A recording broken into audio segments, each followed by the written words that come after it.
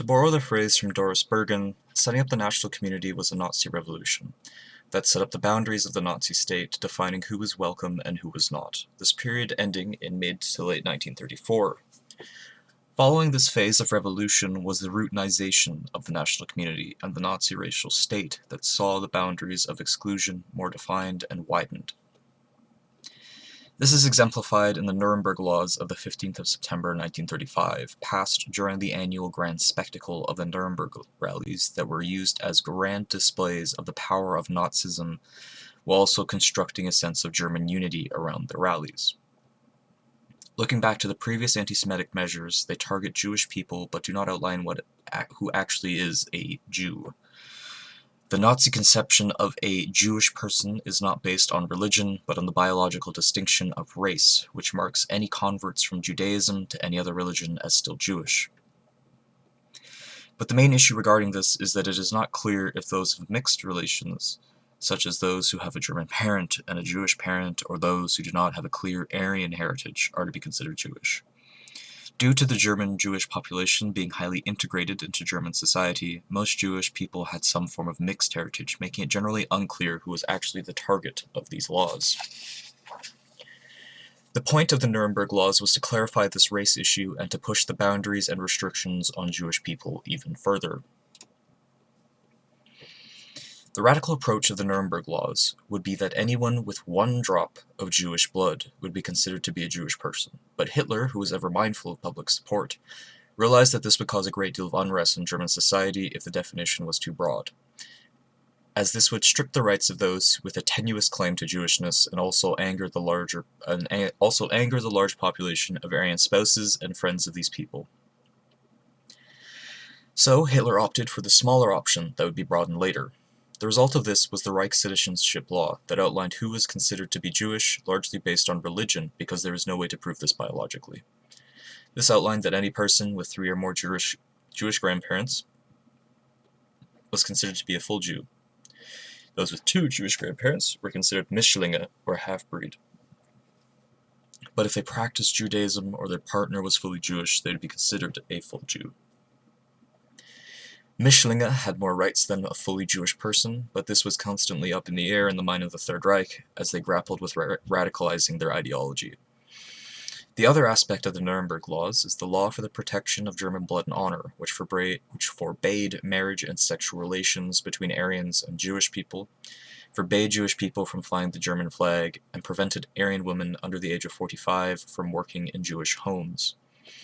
This set up a new crime called Rassenschande, or race defilement, that involved any physical relations between Aryans and Jewish people, and saw harsh jail times for committing this act. This worked primarily through people denouncing each other, as it would be rather difficult to have a Gestapo officer in every home to police this.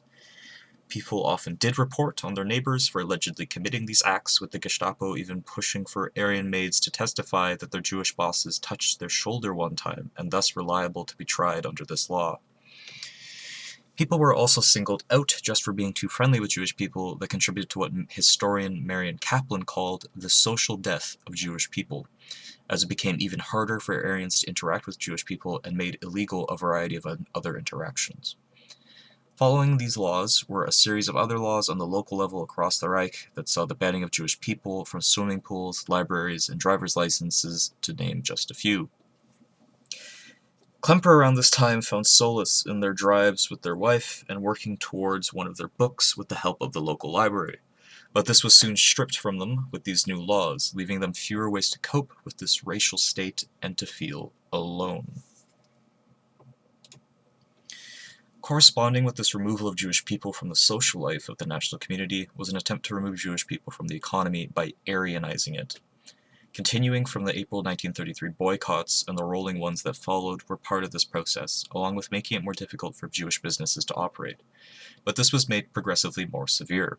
Bankruptcy bailouts were conditioned on the handing over of the business to Aryans. Jewish stores were labeled as Jewish and saw brown shirts outside to bully. Jewish stores were renamed upon Aryanization. Welfare payments were withheld until Jewish people resigned, and stores were handed over at gunpoint. In 1936, there was a new racialized tax law that saw Jewish people and businesses paying substantially more than their Aryan counterparts. Also, in 1936, marked the beginning of Hermann Göring's four-year plan that was to make Germany ready for war within 4 years, which saw huge taxes imposed on Jewish people trying to emigrate from Germany and rationed the materials in the German economy in such a way that Jewish firms were largely excluded from getting the materials they needed to operate. All of this worked to remove Jewish people from the German economy. In 1933, there were about 50,000 Jewish-owned stores in Germany. By 1938, there were 9,000. The pace of Aryanization increased from 1933 as more and more restrictions were imposed on Jewish businesses, and by 1938, the few remaining businesses were in a very precarious position. Jewish businesses lasted so long because German and Jewish people kept going to them. In 1936, Göring spent 36,000 Reichsmarks at a Jewish business on rugs. With Jewish people being removed from the economic side of the national community, it became very difficult for Aryans and Jewish people to interact, as they were so far removed from each other. They could no longer see each other at the workplace, at parks, or at the cinema. And if they were too friendly with them, they risked being accused of Rassenschande. By 1938, Jewish people were on the fringes of the Nazi national community and in a very vulnerable position. Germany had been undergoing secret rearmament from before Hitler's rise to power, but then in 1935 Hitler began open rearmament and reintroduced conscription, all in violation of the Treaty of Versailles. This received little condemnation from the Allies, so Germany was allowed to continue this road unhindered. In 1936, Germany hosted the Berlin Olympics and used it to show off the new Germany to the world, which included a downplaying of anti-Semitism so as to not garner anger from their international guests. However, an aspect of preparing for these Olympics was cleaning the streets, which entailed removing homeless people, beggars, asocials, Roma, and Sinti from the streets to make Germany look good. This was removing those who were on the edge of the national community and in vulnerable positions. Roma and Sinti were removed to detention camps like Marzahn that had no buildings. Moreover, they downplayed anti-Semitism by removing signs from stores, downplaying the extremely anti-Semitic newspaper Der Stürmer, and putting some Mischlinge on the Olympic team to appease the Americans. At this stage, the German population was generally against any war, but Hitler was starting to get ready for one and antagonizing the world into a possible one. One step towards this was the remilitarization of the Rhineland during the 1936 Olympics, which saw Germany violate the Treaty of Versailles again by entering this demilitarized area on the border with France. Hitler gave the order for troops to advance but to retreat if any resistance was met, and Goebbels mobilized the international press to be present at this event. The Allies, who were supposed to keep German militarism in check, allowed Germany to occupy this region. This was a great boost to Hitler's support, as many Germans saw this as a victory and a boost to their prestige that was lost with Versailles. Following the Olympics, anti-Semitism was back and was worse than before, with greater restrictions on Jewish people and businesses and more intense Aryanization. In 1937, Hitler conferred a meeting with the General Staff and outlined his foreign policy goals for the upcoming years, which was recorded in the Hossbach Protocol. Hitler stated that, quote, "The aim of German policy was to make secure and preserve the racial community and to enlarge it.